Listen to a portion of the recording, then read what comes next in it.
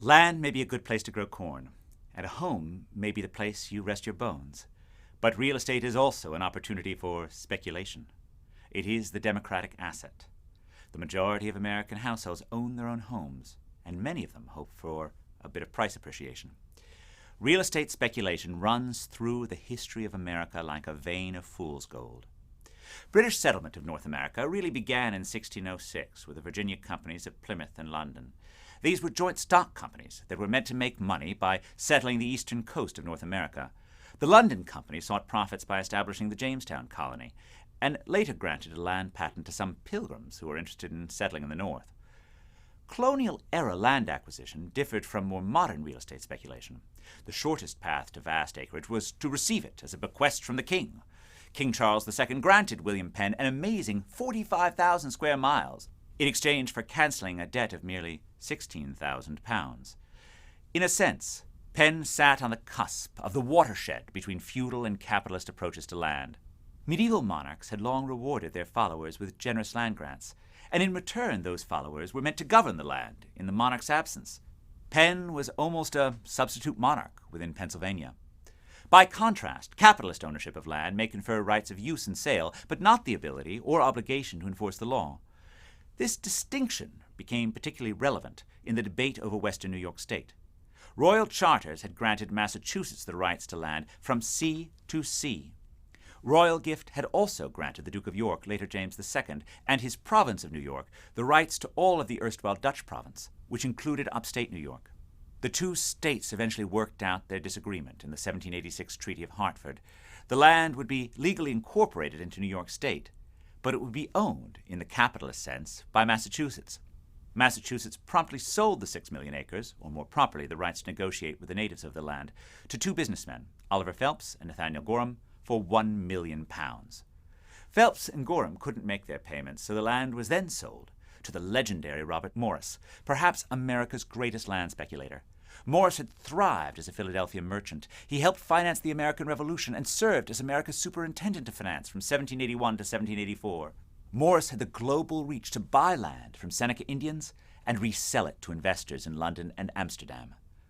Morris, like many real estate speculators, eventually overreached, accumulating vast debts in order to pay for his land empire, and he ended up in debtor's prison. His bust was associated with an early financial crisis. As is so often the case in U.S. real estate history, if Morris could have only held on for a few more years, his land would have turned a healthy profit. Many of America's founding fathers gambled on land. George Washington was a large-scale land accumulator. He and Benjamin Franklin both speculated in frontier territory in Ohio. America had so much land and so much promise that buying acreage must have seemed like the most obvious thing in the world. Moreover, when the founding fathers invested in land, they gained a very personal incentive to try to build the infrastructure that would make western lands accessible to the markets of the East. These large tracts were agricultural, and America would continue to see speculative farm purchases for another 2 centuries. Alabama saw a great explosion and crash in cottonland prices in 1819. Iowa and Illinois saw wheatland prices boom during the first decades of the 20th century and then crash during the early 1920s.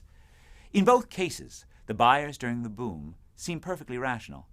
Land prices were reasonable, given the high prices of cotton and wheat. But the buyers made the classic investor's mistake. They failed to anticipate the power of supply to determine prices in the long run. Cotton prices were high during the Napoleonic Wars, and wheat was expensive during World War I. But it is easy to grow both cotton and wheat in much of the world, and consequently, prices just can't stay that high.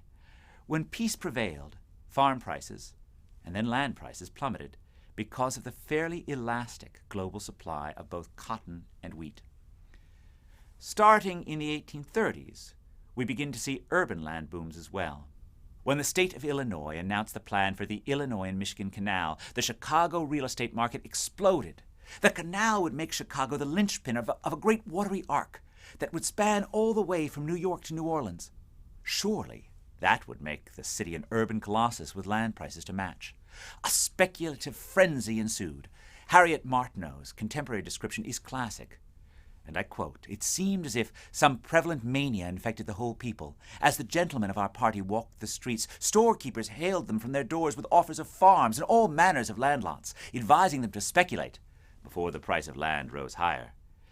Chicago had busted by 1840, but again, if the buyers had only been able to hold on, they would have done quite well. That fact is a bit misleading, since Illinois saw scores of new cities in the 1830s, and most of them failed. As transportation stretched west, Los Angeles experienced its real estate boom during the 1880s. These early land bubbles were mostly gambling on undeveloped land. Urban real estate speculation took another leap when metal-framed skyscrapers made it possible to build up on small plots of central land. Taller buildings have two opposing effects on land values. First, holding the price of urban interior space constant. Building up makes land more valuable because taller buildings mean more interior space on the same amount of land. Second, building up will deliver more urban space and consequently cause the price of that space to fall. During the decades before World War I, the first effect seemed to dominate. Buyers were excited about the ability to erect taller towers, and they seemed to ignore the depressing role that extra supply would eventually have on price. Land prices initially rose along with the skyscrapers. During the late 1920s, a race to the heavens broke out in Manhattan. The Woolworth Building, a 792-foot cathedral of commerce, had reigned over the New York City skyline from 1913. Then 3 separate groups decided to vie for the bragging rights of owning the world's tallest building. A downtown financial group built 40 Wall Street, which soared to 927 feet. In Midtown, Walter Chrysler and his architect William Van Allen put up an iconic Art Deco spire on the top of their building to bring it to over 1,000 feet. But both were surpassed by the gigantic Empire State Building, the spire of which was over 1,400 feet from the ground. Empire State was the brainchild of John J. Raskob of General Motors and Pierre S. DuPont. New York State's former governor and the former Democratic candidate for president, Al Smith, was their spokesman. These buildings were perhaps the products of the irrational exuberance that abounded during the Roaring Twenties, but they were completed during the darker days of the Great Depression. Once again, the builders don't seem to have anticipated what all that new supply would do to office rents. Empire State would be mocked for years as the empty state building because finding tenants during the Great Depression was so difficult. On the upside, the building cost far less than expected because of the depressed price of steel. Real estate gambling would continue throughout the 20th and 21st centuries. A great wave of buying and building from 2000 to 2007 would help create another Great Recession. Once again, the buyers in Las Vegas in 2005 seem to have forgotten that there are few barriers to building in America's sand cities, and consequently, prices cannot stay above construction costs forever. With the wisdom of hindsight, it is easy to mock the speculators who lost so much on real estate over the centuries. But most of the time, reasonable beliefs could readily justify the prices being paid. Moreover, real estate speculation created the incentives that connected the American hinterland and that built some of the world's most spectacular skylines.